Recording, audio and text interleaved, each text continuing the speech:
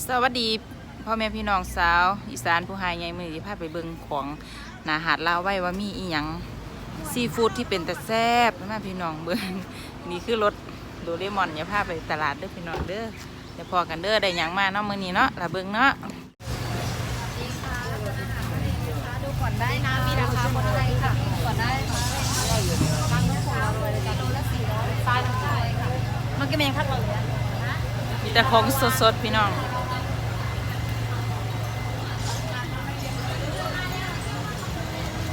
ครับอะไรดีครับผมทุกคนได้ที่ เป็นค่ะที่1,500หรือ600ได้นะคะ อยากได้หมึกอยากได้ปลาหมึกอยากได้ปลาหมึกอันนี้คือวัตถุดิบของเฮ้ามื้อนี้ไปย่างหาดลาวไว้มาได้ปลาหมึกมาได้กุ้ง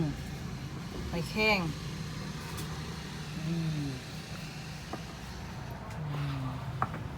จะมีจะตำสู้กินแล้ว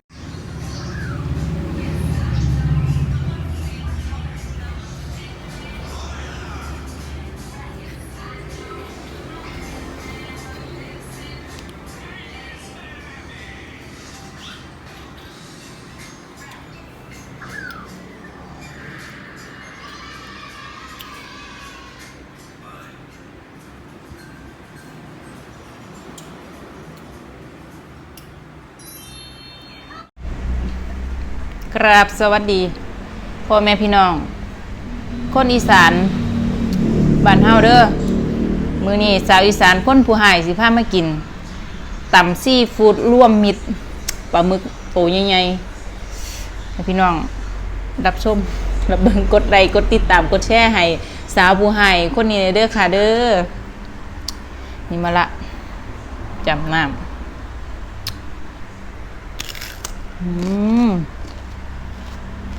หอยแครงสนับ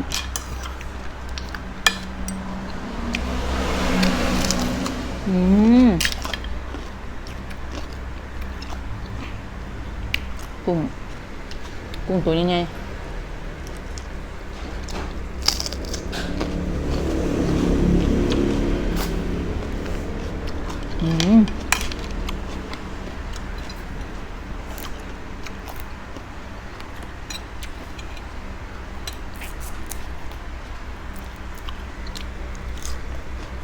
กรอบ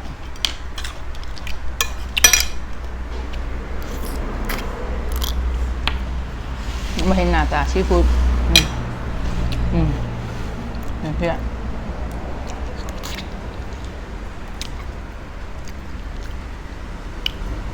ปลาหมึก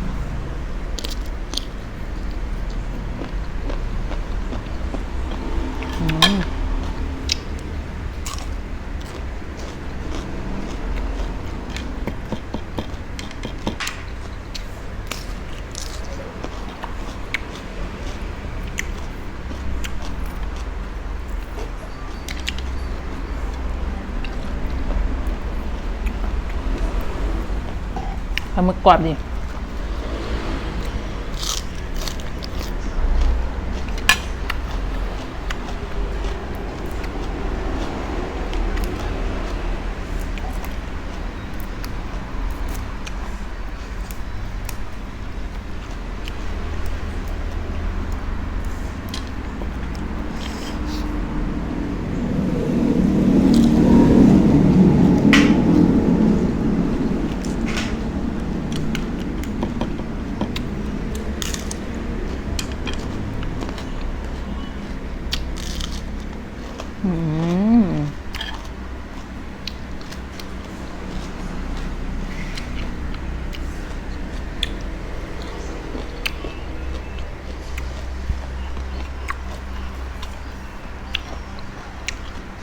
ชี้ไง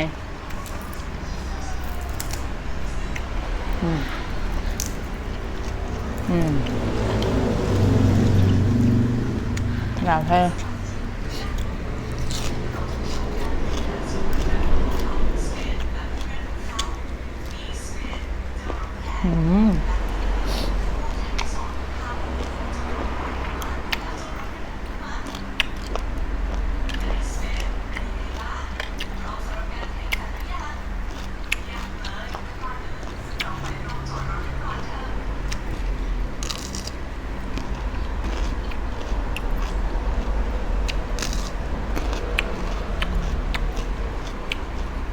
มะหอยแข้งนั่นอ้อยง่ายให้ดีแล้วแกะไปรวดแล้วมาแกะเปลือกออก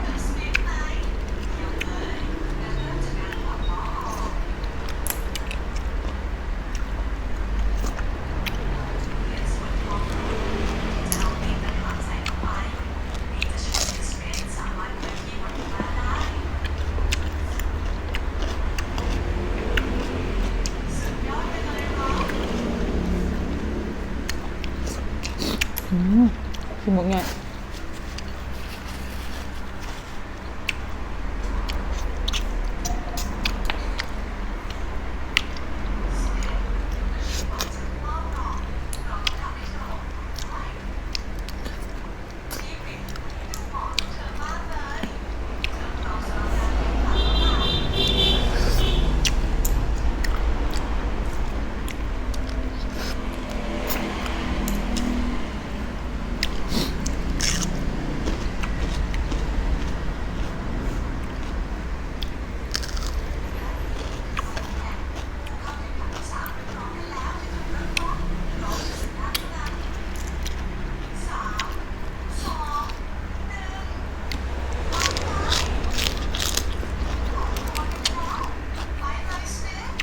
ผม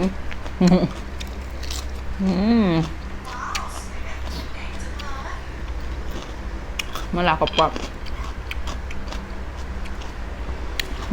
กุ้งตัวใหญ่ๆตัวแล้ว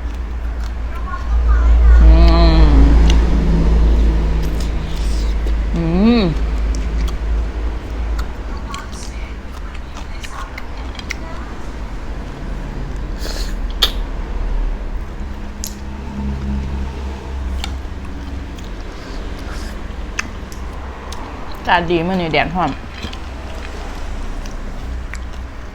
ตากผ้าแห้งดีเป็นยังอ่ะ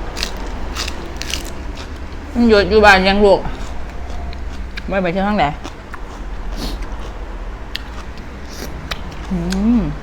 หอยมันหวาน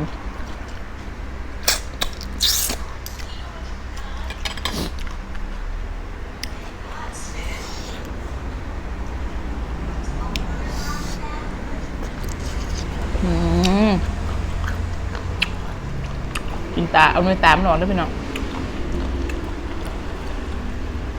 เนื้อตามมาได้เนี่ยจังผู้ลองคนกับกินผู้ลองคนกับบ่กินเนาะจะข่อยบ่กินไม่กล้ากินเข้าไป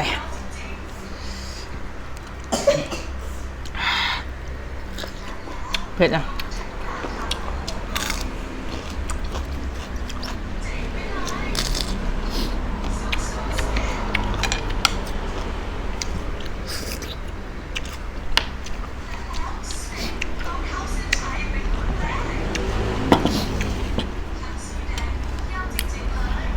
โอเคเผ็ด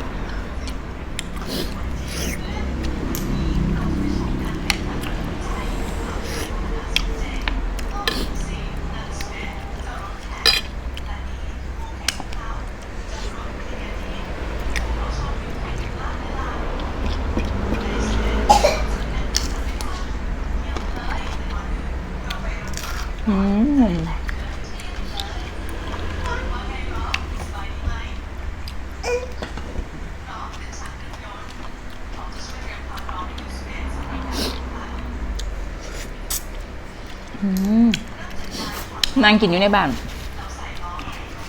หนอนมันเสียงดังอย่าพี่น้องรำคาญเนาะ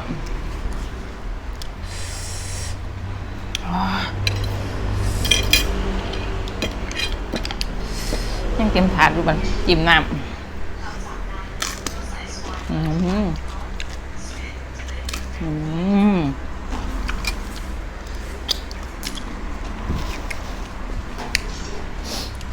ฝากพี่น้องกดไลค์กดติดตามกดแชร์ให้ชาวอีสานคนผู้หายผู้หญิงด้วยเด้อค่ะเด้อ ขอกราบลาทำนี้เด้อพี่น้องเด้อ